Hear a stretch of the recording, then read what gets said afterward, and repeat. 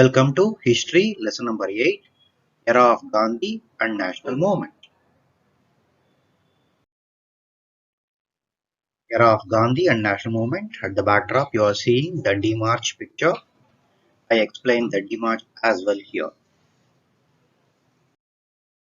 In this unit, you learn life of Gandhiji, Gandhiji's beginning struggles in India, the achievements of Gandhiji's inner life, Jallainwala Bagh Massacre, Kilafath movement, non-cooperation movement, civil disobedience movement. And in the part 2 of the same video, you learn about Quit India movement, Subhash Chandra Bose and Indian National Army, Dr. B.R. Ambedkar and his reformations, Jai Prakash Narayan, Muhammad Ali Jinnah, Jawaharlal Nehru, Partition of India. All these topics you learn in these 2 episodes. First of all, early life and growth of Gandhi. Mohandas Karamchand Gandhi was born on 2nd October 1869 in Porabandar of present Gujarat's Kathiawar district. So all the red line points are important to understand. Karamchand Gandhi was his father, Putli Bai was his mother. Gandhi went to England and completed his lawyer's education and returned to India. Later, he joined as a lawyer to work in Dada Abdullah's company. To represent the cases of Dada Abdullah Company, Gandhi went to Natal of South Africa in 1893. Though Gandhi intended to stay just for few months, he stayed there for 20 long years. What made him to stay there? It is apartheid and racial discrimination that was in existence in South Africa. Let us continue. Gandhi opposed apartheid policy that discriminated between dark-skinned and fair-skinned people in Africa.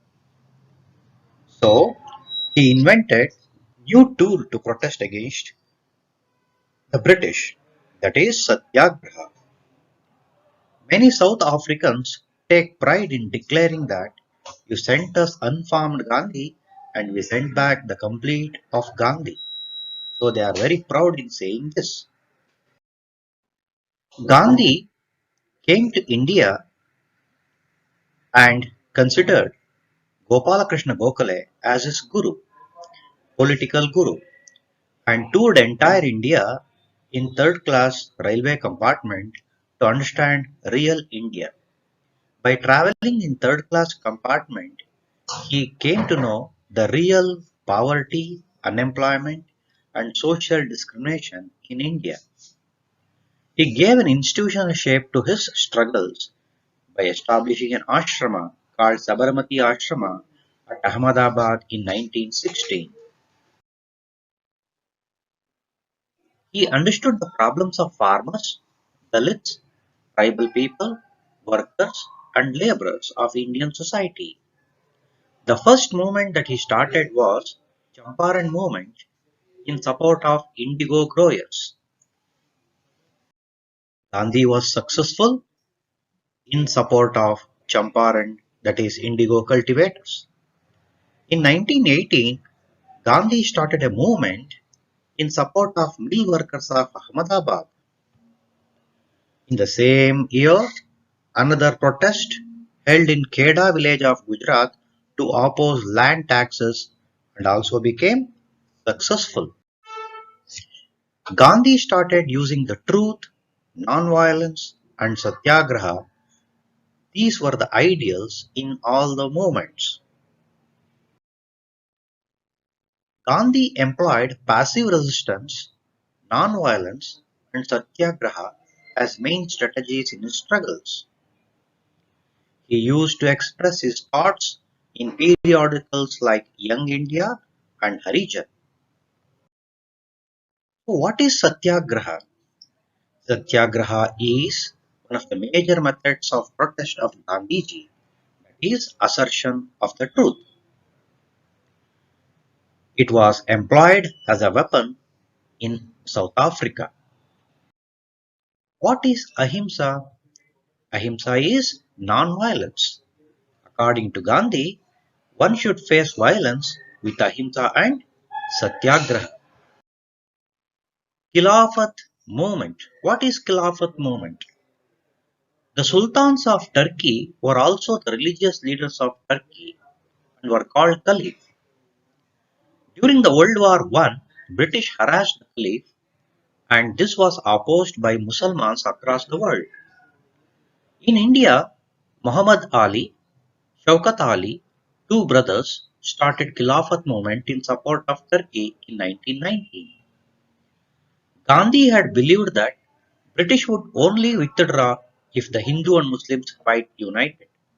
So Gandhi had begun to sow the seed of unity among Hindu and Muslims. Hence, Gandhi extended his support to Khilafat movement. Later, Muslim community supported non-cooperation movement of Indian National Congress led by Gandhi. Now we have Jallianwala Bagh massacre. Jallianwala Bagh massacre, it took place in the year 1990. Through this act, the British started controlling the nationalists. Many rules and regulations were made to control the nationalists. Many rules and regulations restricted Indians from opposing the British. Therefore, the British in India had to control Indians with further strict rules. So boycotting British goods was prohibited. Burning of British textile was also prohibited. Assemble of people for more than Assemble of people for political reasons for more than 2 to 3 was prohibited. The Rowlatt Act snatched away rights of the people, especially assemble for meeting, making associations, and the free right of expression from the people. Gandhi formed an association called Satyagraha Sabha to oppose Rowlatt Act. By utilizing numerous political methods like huge public marches and meets and along with boycotts,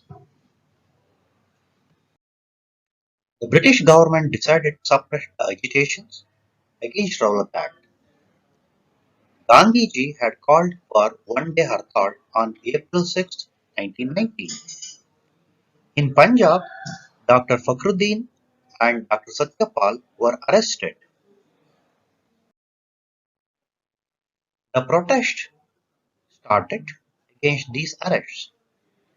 It was on April 13, 1919, and the day of Baisakhi festival, more than thousands of people had gathered at Jallianwala. But unfortunate, General Dyer fired at the peacefully assembled people and killed around 380 protesters, and thousands of people were injured. This became the reason for the launch of non-cooperation by Gandhi. Udham Singh, a revolutionary, killed Michael O'Dwyer in England. Now let us know about non-cooperation movement. The Congress passed a resolution to hold non-cooperation movement in its special national convention held at Calcutta, aimed at educating the people about the British for their brutal killing, and also prevented Jallianwala Bagh, like incidents like Jallianwala Bagh, and also to prevent such things in future. Let us know non-cooperation movement. Let us see the main programs of non-cooperation movement. Boycotting schools and colleges, courts, boycotting elections, returning of all honors and medals, nominated members resign to their memberships, boycotting all the government functions, and also foreign goods. Let us see the major developments of non-cooperation movement. Many senior lawyers like Deshabandhu Chittaranjan Das, Motilal Nehru, Rajendra Prasad left their legal practice. Students boycotted schools and colleges. Congress boycotted the elections for regional bodies. Many national institutions were established. Rabindranath Tagore returned his title knighthood. Common people and women donated liberally to the Congress. Even the visit of Prince of Wales was opposed. Let's see the impact of non-cooperation movement. The freedom movement became people's movement. The Hindu-Muslim unity was temporarily achieved. The attempts to remove untouchability and entry of women into public spaces were the notable achievements of this movement. An unfortunate thing happened in Chauri Chaura of Uttar Pradesh. Around 3,000 farmers assembled in front of police station to protest against the police officers who had beaten Congress workers. The police started shooting from inside the station. This incident enraged the public and torched the police station, where 22 police people were killed.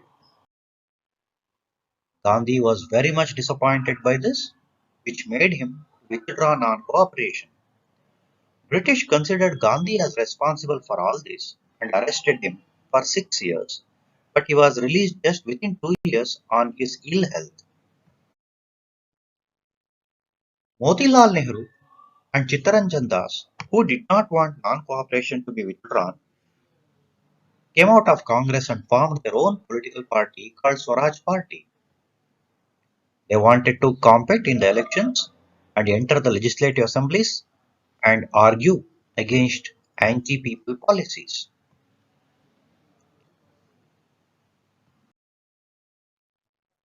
The British government appointed Simon Commission in 1927, which included the 7 members. All the 7 members were Englishmen, and Congress demanded at least 2 of them to be Indians, but British government rejected it. This was the reason for the start of civil disobedience movement. The commission witnessed wide protest with slogans Simon go back.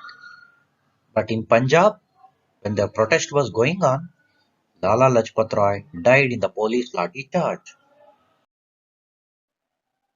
Government criticized Congress and challenged to come up with demands. Congress took up this demand and appointed Motilal Nehru, to prepare a draft. Motilal Nehru prepared a draft and it was tabled before the British. It demanded dominion status for India and also internal federal structure. And also it had a Purna Swaraj demand. In Lahore Congress Convention, under the chairmanship of Jawaharlal Nehru, they adopted Purna Swaraj. On January 26, 1930, it was declared as the Indian Independence Day. This convention authorized Gandhiji to hold civil disobedience protest marches. Dandi March. Gandhi wrote a letter to the Viceroy putting forward 11 points, but all the demands of Gandhi were rejected, which made Gandhi to start Dandi March. So he decided to walk with followers up to Dandi on the coast of Gujarat. Gandhi covered about 375 kilometers on foot and reached Dundee and broke the salt law. He produced fistful of salt and broke the salt law. A meeting of Indian legislative representatives was held at London in 1930. This is called First Roundtable Conference. They wanted to address the problems of Indians and know why the British sales is considerably coming down. Congress did not participate in the first Roundtable Conference, therefore it remained incomplete. But they wanted Congress members to participate in the same. Therefore, second Roundtable Conference was held. But before that, Gandhi and the then Governor General Irwin signed for a pact. It is famously called Gandhi-Irwin Pact. Gandhi attended the second Roundtable Conference, but none of his demands were considered, so second Roundtable Conference failed. In these three conferences, Ambedkar and Muhammad Ali Jinnah participated. The British government instructed for the formation of federal government at the centre and provincial government at the states. This happened in the third Roundtable Conference. The Congress did not participate in the conference opposing the decisions of the government, particularly creation of separate constituencies for scheduled caste and scheduled tribe, which led to the differences of opinion between Ambedkar and Gandhi. Later, this was rectified, or Gandhi sat for fasting and Ambedkar had to yield to the opinion of Gandhi, agreed to have reservation for scheduled caste and scheduled tribe. The agreement between Gandhi and Ambedkar is called Pune Pact. The Stratford Cripps Commission, which was sent by the British government, proposed dominion status to Indians.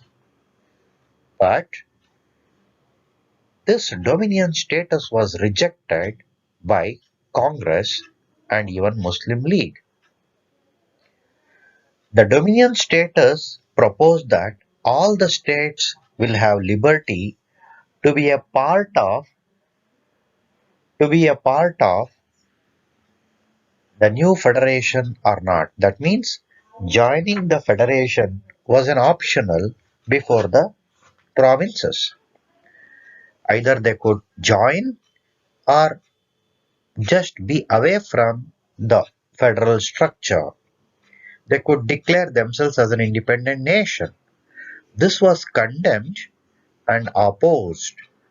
The proposals were opposed by the Congress and called for Quit India movement.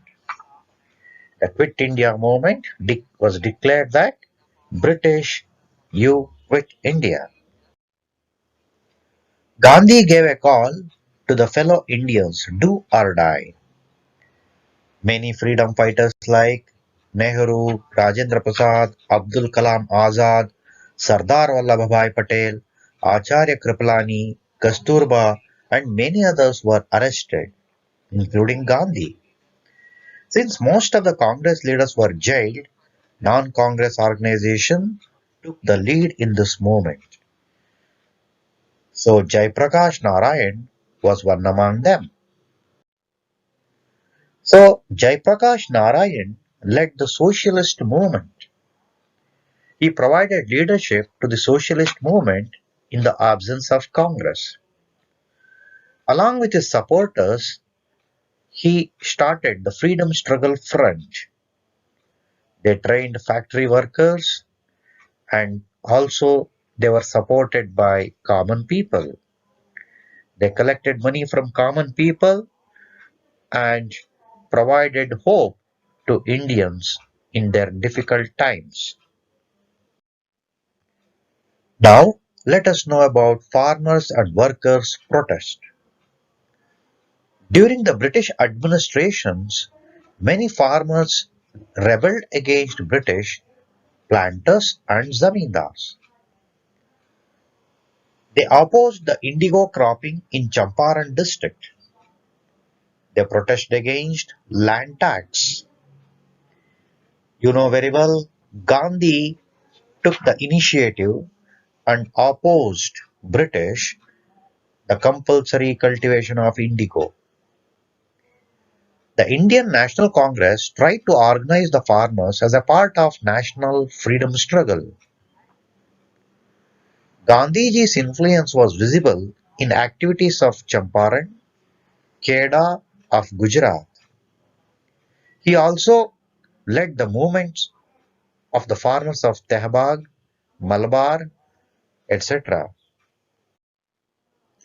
Many of the protests were organized under the banner of Kisan Sabha, under the influence of leftist ideology, Marxist ideologies.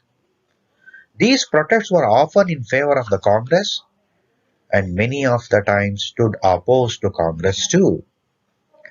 In Telangana, farmers protested against zamindars and Nizam's razaks. The farmers of Bengal rose against zamindars. In Maharashtra, too, farmers protested against low wages. Now let us see workers' revolt. Workers started struggle in Calcutta in 1827. The workers of jute and cotton mills, along with railways, started organizing themselves. Railway workers held protests in railway stations and raised slogans against British. Even the printers' union in Calcutta and cotton mill workers of Bombay and labor union of Madras created national awareness in this regard. Now let us see the tribal revolts. The tribals opposed the tax and forest policies of the British, particularly the Santalas, Kola and Munda tribals. Even Halagali Bedas also protested against British, revolted against British, opposing Arms Act. Among these, Santala tribal revolt is considered as an important one in Indian history. The people of this tribe are present in the hilly areas of Bengal and Odisha region who opposed the zamindars and money lenders. The land developed by them was taken over by zamindars and they were also harassed by the money lenders. This disturbed the peaceful life of tribals of Santalas. The peace-loving nature and civilized manners were exploited by the government too. Therefore, Santalas revolted against British and unfortunate British suppressed them by killing many of them. Now, let us know about Subhash Chandra Bose. Subhash Chandra Bose is called Netaji. Netaji's contribution to the freedom struggle is very significant. Let us know in detail about his contribution. The role of Subhash Chandra Bose is a decisive step in Indian freedom struggle. Though he had secured fourth rank in the Indian civil service, he refused the posting and joined Indian national struggle. He joined Congress and wanted to organize Indians outside India against British, but he had differences of opinion with Gandhi too. Gandhi did not want to raise the army as opined by Subhash. He had toured many cities like Vienna, Berlin, Rome, Istanbul, and gave call to Indians to organize themselves against the British. By 1934, Subhash Chandra Bose and Jawaharlal Nehru founded Congress Socialist Party within the National Congress. He continued with the differences with Gandhi. Subhash Chandra Bose became the president of Haripura Convention of Indian National Congress with the support of Gandhi.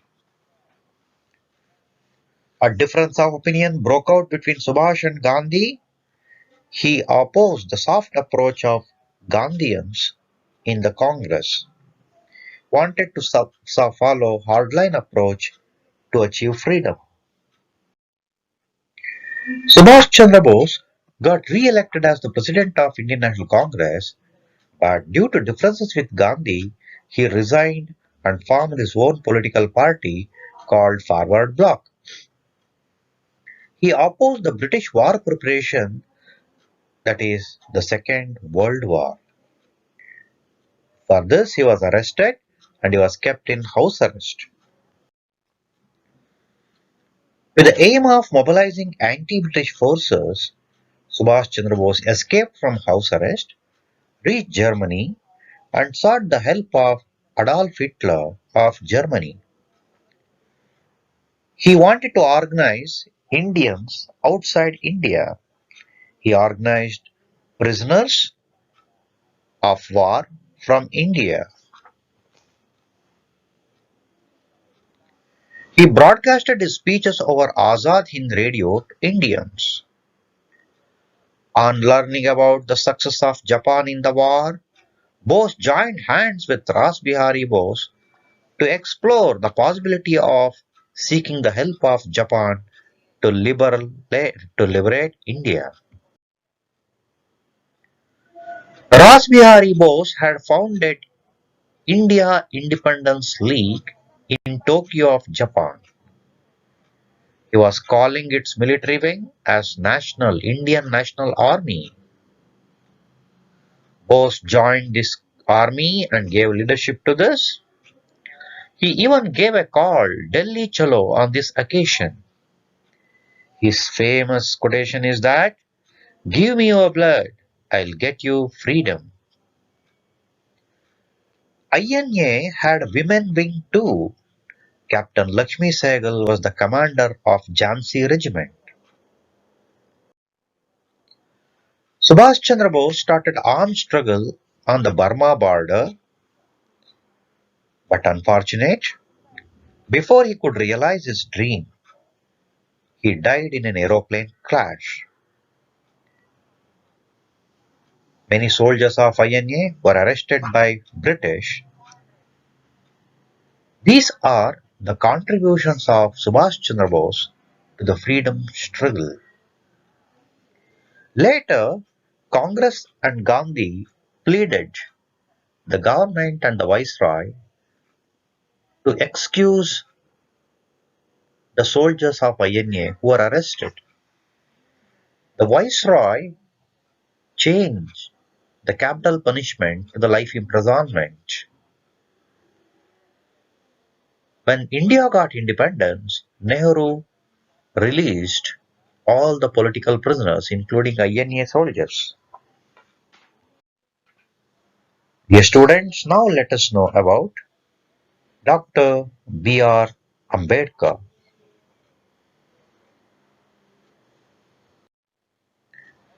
Dr. B.R. Ambedkar had believed strongly that political freedom without social freedom is meaningless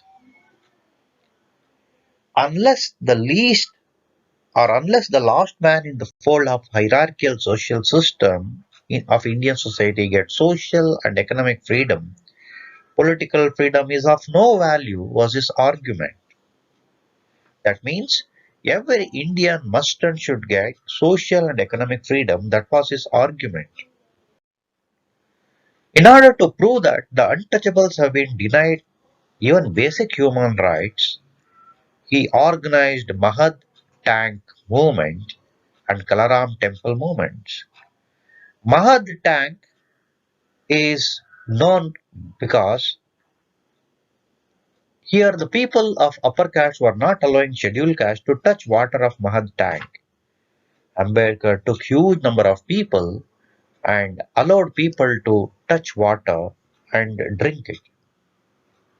Even in Kalaram temple, the scheduled caste and scheduled tribe were not allowed. It was Ambedkar who organized the movement and they entered the temple for the first time in the history, breaking the chains of slavery and evil practice of untouchability. Ambedkar took part in all three roundtable conferences and argued in favor of downtrodden communities of India. He had differences of opinion with Gandhi over the issue of development of Harijans. Ambedkar's demand for separate electoral constituencies also led to controversy with Gandhi, but later the issue was solved with Pune Pact. Earlier, Ambedkar was the Diwan of Baroda Maharaj. He was a member of Bombay Legislative Council too and had very good experience of lawmaking. Ambedkar did not join Congress. He founded Bahishkrita Hitakarini Sabha and later Swatantra Karmika Party. He even published periodicals, that means newspapers, like Prabuddha Bharata, Janata, Mokanayaka, and Bahishkrit Bharat.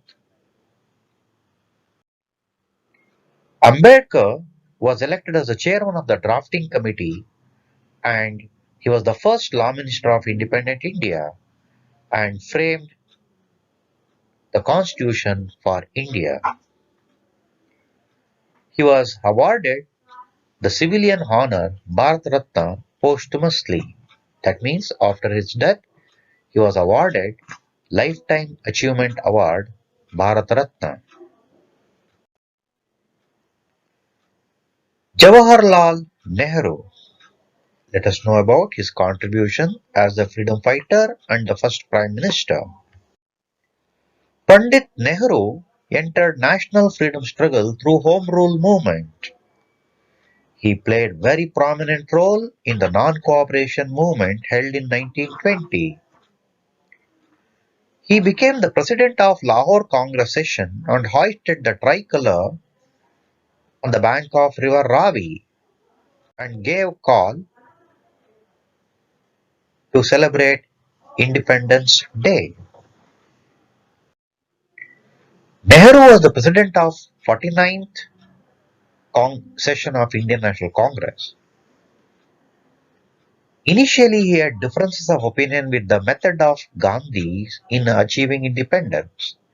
He had said that Charaka and Harijan movements were not so effective. As he was influenced by various intellectual streams, he strived to achieve a holistic view with them and gave him considerable contribution when he became Prime Minister of India. He started non-aligned movement and mixed economy as the first Prime Minister of India. He expressed his softness for communist and socialist ideals as a president of 50th session of Indian National Congress. As the Prime Minister of India, he gave importance to industrialization and modern India. He is the architect of foreign policy and industrialization in India. He is called the architect of India's foreign policy too. He appointed Sardar Vallabhbhai Patel as the first Home Minister and got integrated all the princely states, and also appointed Ambedkar as the first Law Minister and got framed Indian Constitution. He introduced 5 years plan on the model of Russia and also with the help of Homi Jahangir Baba laid the foundation for atomic energy in India. He was instrumental in staying away from the power politics by adhering to Panchashila principles. Nehru died in 1964 and his birthday, November 14th, is celebrated as Children's Day. Now, let us know about Muhammad Ali Jinnah. Muhammad Ali Jinnah joined Indian National Congress in 1906. He served as a private secretary to Dadabhai Nauroji. He joined Home Rule League and argued in favor of Hindu-Muslim unity. Later, he declared himself as nationalist Muslim in roundtable conferences. Jinnah changed his strategies when Muslim League and Congress failed to form coalition government in 1937. He strongly stressed for the creation of Pakistan, and he was successful in creating Pakistan during the declaration of independence. Now, let us know about Partition of India. All along the national freedom struggle, the Indian National Congress had the vision of free, independent, united India. Muhammad Ali Jinnah kept putting pressure for an independent Pakistan. In Lahore session of Muslim League in 1940, Jinnah declared that Hindus and Muslims cannot make one nation. By this time, a new political party had come to power in England, that is Labour Party. It was after the Second World War. The new political party of England sent a cabinet mission to have discussion on giving self-rule rights to Indians. This cabinet mission had discussion with Muslim League and also Indian National Congress. This cabinet commission recommended a federal form of government and suggested to form an interim government. It also suggested the formation of Constituent Assembly to formulate constitution. But due to the differences of Hindu and Muslims over the new nation, formation of new nation, coalition government could not be formed as a united work. The Muslim League called the Direct Action Day on 16 August 1946 to fight for separate nation. This intensified communal clashes all over India. Muslim League did not participate in the Constituent Assembly. The British were also interested in creating division between Hindu and Muslims. As a result, two nations were created. The British government sent Mountbatten as the viceroy to India in 1946. Mountbatten held a discussion with Gandhi and Jinnah over the partition of India. In 1947, the Bill of India Independence took place and two nations were created. On August 15, 1947, two new nations, India and Pakistan, were born. Radcliffe Commission marked the boundaries between the two nations. In India, Pandit Jawaharlal Nehru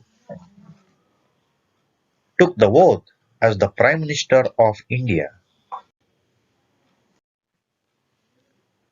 Unfortunately, Gandhi was assassinated by Nathuram Godse. He was the harbinger of peace between Hindu and Muslim community in India. Though Gandhiji was killed, the ideals propagated by him like equality, social justice, human reflections, and desire for human unity have remained the ideals of entire humanity. Dear students, all these points are very, very important to write answers for 4-mark questions. So watch again for better understanding. I wish you all the best.